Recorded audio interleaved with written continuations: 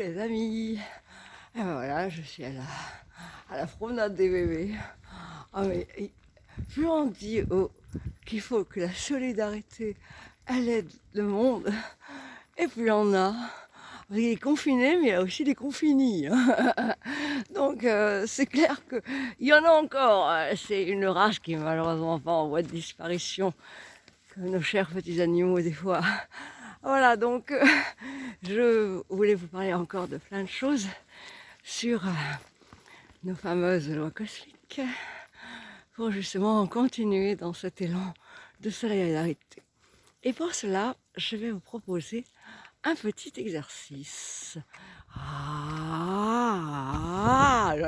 va vous donner de tournis là. Ah, je ne me suis même pas préparée, ni maquillée, il n'y a même pas du rouge à lèvres, ça fait des lèvres sympas des fois. Je m'en fous. Au contraire, là, c'est ce que je dis qui est important. Alors écoutez-moi, écoutez-moi, écoutez-moi. Voilà. On va, on va le passer plutôt de façon ludique, ça va être beaucoup plus sympa. Voilà. Je vais vous demander de faire un exercice avec moi, si vous voulez bien.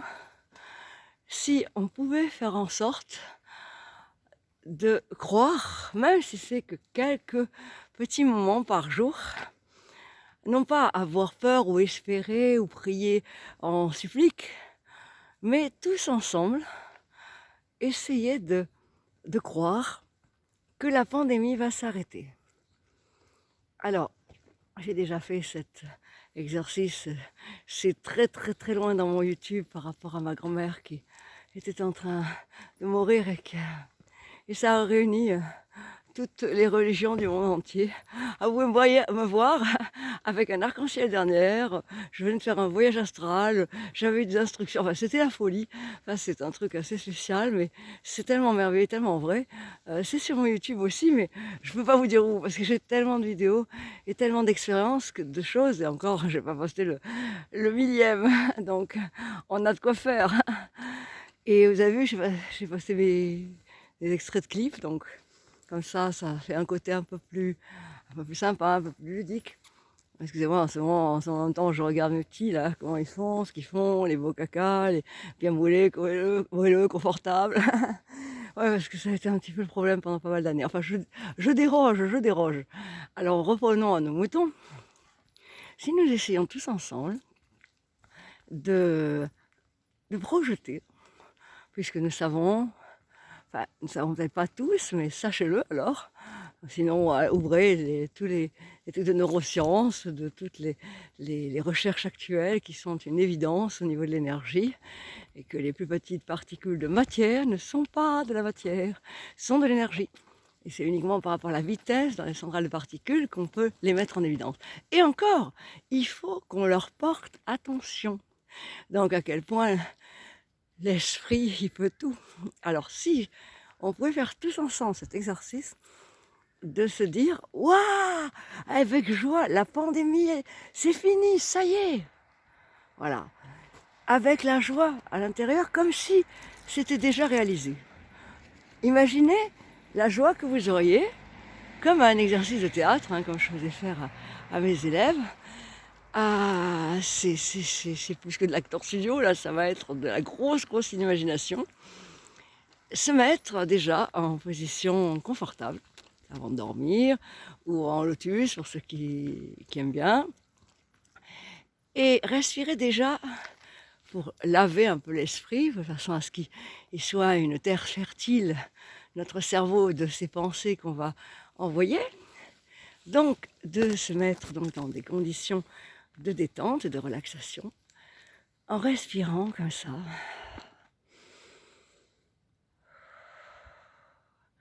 Lentement par le nez et souffler par la bouche et se relaxer. Vous pouvez même compter jusqu'à 4 et souffler normalement, si vous pouvez le double, un peu plus, disons, que ce que vous avez inspiré, en essayant de ne penser qu'à ça, de vous concentrer uniquement sur votre respiration. Ce sera un début, entre guillemets, de méditation, ça sera un début pour apprendre à laver un peu sa tête quand on a la tête avec des millions de pensées, des millions d'angoisses, des millions de peurs, des millions de problèmes. Voilà, donc pour survivre, quoi, en gros. Et on va respirer donc lentement, profondément.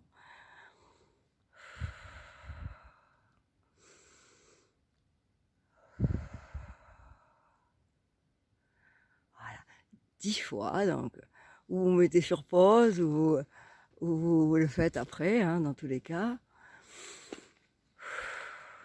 Mon arbre millénaire derrière, c'est le haricot géant, j'adore ça.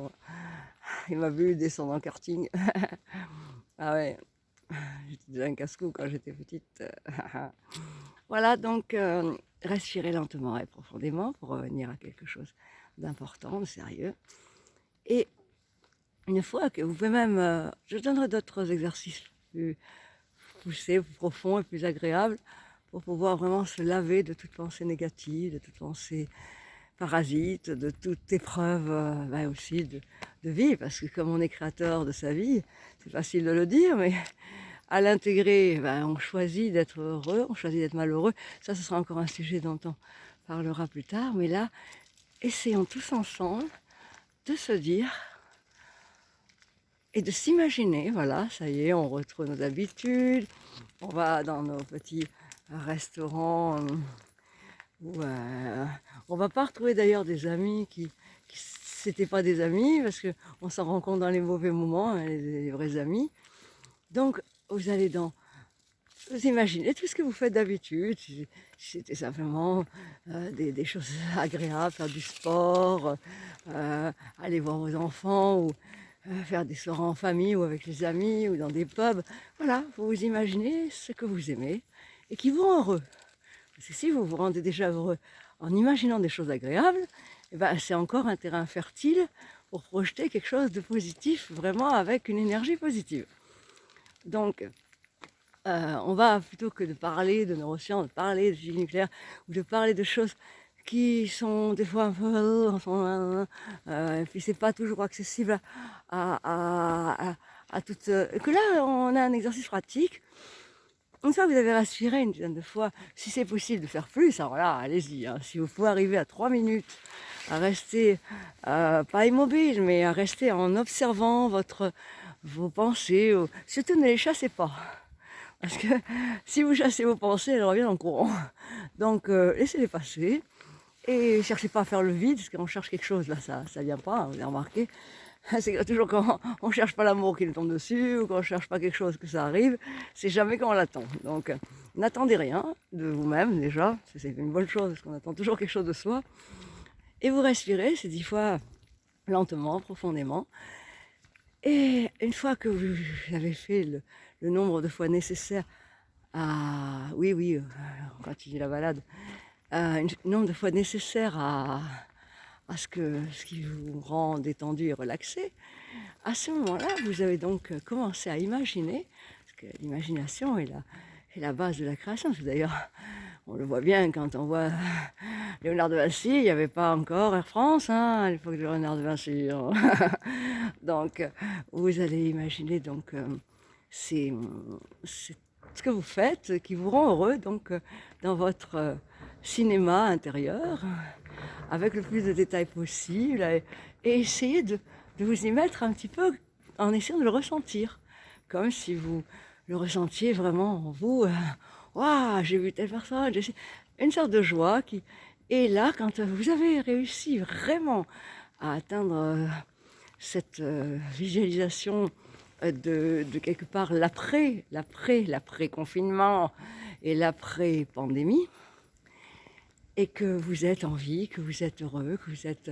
Bon, c'est sûr qu'avec ce qui nous a laissé à l'après, il y en a qui le craignent encore plus que la pandémie, vu que tout va tomber, les factures, les machins, les ci, les trucs, Ah oui, on nous a taxé de 275 000 procès-verbaux. Eh ben, ils n'ont pas perdu de temps. Waouh. Là, merci, monsieur Macron, merci, monsieur Macron. Non, pas Macron, pardon. Voilà, donc, un petit peu d'humour, ça fait pas de mal. Il vaut mieux le prendre à la rigolade, ça devient un grand guignol. Alors donc, je continue. Si, donc, vous êtes dans le cinéma de votre cerveau, vous projetez... Ah oui, évidemment, il a fallu qu'il se coince sous la roue. S'il y en a un qui, comme moi, il est Pierre Richard. Hein. Parce que j'ai tellement de bêtises, des gags. Je me fais rire toute seule des fois. Voilà, donc, vous imaginez dans la merveilleux cinéma de votre cerveau que la pandémie est terminée. qu'il n'y a plus de risques, qu'il n'y a plus de peur, qu'il n'y a plus d'angoisse au moins pour les gens qu'on aime, pour nous-mêmes, pour tout cela. Et que pourquoi vous imaginerez pas en même temps un gouvernement qui commence à s'ouvrir à l'empathie et qui commence à faire des choses sociales au lieu d'être des comptables? Voilà, vous pouvez aussi imaginer ça. Par contre, ça marche pas dans le mal, ou alors si ça marche, vous en prenez tellement plein la gueule qu'il vaut beaucoup mieux éviter. Donc, ne faites ça que dans le cadre de quelque chose pour le monde qui peut apporter au niveau de l'humanité. Sinon, si on le prend à des fins personnelles, c'est dangereux. Je vous le dis, il vaut mieux pas s'amuser. C'est la contre-indication, comme dans les boîtes de médicaments. C'est la contre-indication nécessaire. Voilà, donc vous imaginez donc ce monde différent et vous l'imaginez comme vous aimeriez l'avoir. En même temps, vous pouvez par contre au niveau personnel imaginer votre vie telle que vous voudriez la voir. Mais une vie où bien sûr il y a les valeurs de la vie. C'est-à-dire pas une vie où vous allez prendre le rôle de votre patron, non, une vie où vous êtes heureux, mais avec ses valeurs, où c'est pas aux dépens des autres, hein. Comme le superbe exemple de notre gouvernement, qui pourra avoir des masques depuis tellement de temps, puisque moi-même, je suis lambda et pourtant j'en avais 3 millions et ils n'ont pas voulu. Donc voilà, c'est un exemple à ne pas suivre. Voilà, c'était au lieu de se dire, bon, ben, je crois plus en mon pays parce que j'ai un gouvernement qui n'a plus aucune valeur de liberté, d'égalité et de fraternité, et ben, au lieu de ça, ben, vous vous dites, et ben, justement, à cause d'un gouvernement comme ça, on a pu être solidaires les uns les autres et avoir une révélation de solidarité dans des moments durs où il y a des gens qu'on aurait cru qui étaient des gens complètement, je sais pas, qu'on aurait pu juger, comme moi par exemple avec mes tenues de dingue et tout. Il y a beaucoup de gens qui ne savaient pas tout ce que je faisais auprès des sans-abri, des handicapés, des personnes âgées, des malades, tout ça, et puis beaucoup d'autres choses encore. Mais voilà, petit à petit, ne pas juger au premier coup d'œil, donc les autres. Et les gens qui ont dû être surpris aussi de réactions, des familles peut-être qui se sont réunies. Il ne faut pas voir seulement, malheureusement, c'est ce qui m'a rendu tellement malade hier ou avant-hier, c'est les 35% de violence grâce à ce confinement, alors que, bon, en faisant les choses beaucoup mieux comme l'a fait la Corée, ben, c'était le pire au niveau de la Chine. C'était le pire et ils ont fait des tests d'ailleurs tout de suite. Hein. Le gars a lâché des millions pour avoir des tests tout de suite. Des masques, n'en parlons pas, c'est une évidence. Mais surtout, le fait de ne pas confiner les gens, parce que l'énergie négative qu'il peut y avoir. Et la preuve, 35% d'enfants battus de plus, 35% de femmes battues. Et de plus, alors déjà qu'il y avait une femme qui meurt toutes les secondes, je crois, dans le monde, c'est quelque chose d'innommable. Ben, je veux dire, il serait peut-être temps de pas confiner trop les gens entre eux, parce que ça va tuer plus que la pandémie si ça continue. Voilà, donc j'essaie de toujours garder le sourire pour essayer de vous l'amener. Et puis j'ai une bonne énergie, j'essaie de vous passer cette bonne énergie. J'y travaille beaucoup, hein, parce que avec tout ce qui se passe dans le monde, ça me touche tellement que je suis obligée de beaucoup travailler pour retrouver de la joie que j'essaie de propager quand je sors mes petits, en faisant une pierre de coups, ainsi que la joie que j'ai de mobiliser des fois avec mon sifflet tout le monde à 8 heures, parce que dans le quartier où je suis, c'est un quartier quand même où bon, ben, c'est pas toujours la mobilisation générale pour une cause. Voilà, donc essayez de penser avec moi et je serai avec vous. N'oubliez pas, je m'appelle Jonathan pour Jonathan Livingstone, le goéland. Allez voir le film, c'est mon histoire.